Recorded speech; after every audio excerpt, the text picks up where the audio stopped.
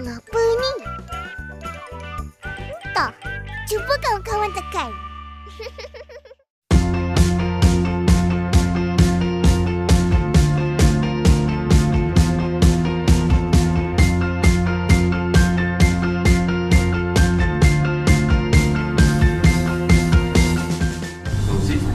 Very big name. Why don't we combine and make an event like and we choose which studio to work with so that we can create a live action combined with animation. It's never been tried.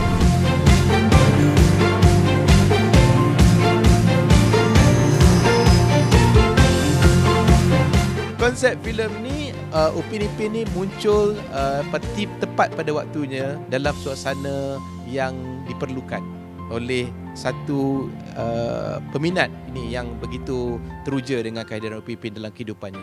Kerana filem ni merupakan satu filem yang agak luar biasa. Saya tengok trailer dia pun saya begitu excited sangatlah.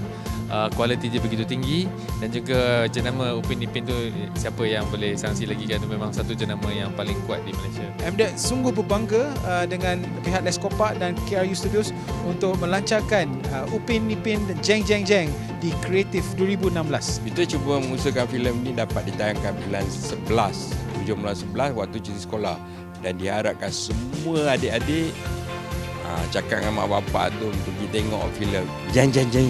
Opah nak pesan pada semua peminat Upin Ipin, cucu-cucu Opah, jangan lupa tengok filem Upin Ipin Jeng Jeng Jeng. Ajak mak, abah, atuk, nenek semua.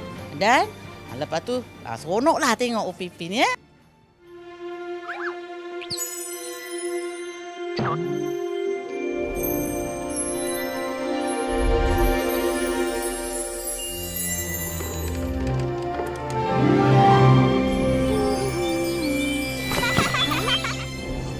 Ipin keluarlah. Hari ni hari jadi Akish.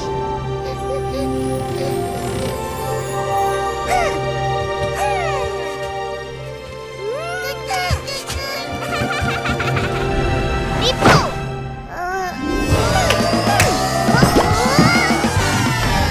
Bersatu kita tegar, kau bergerak kita rumput. Betul-betul. Yakinkan dirimu, semua pasti akan terjadi.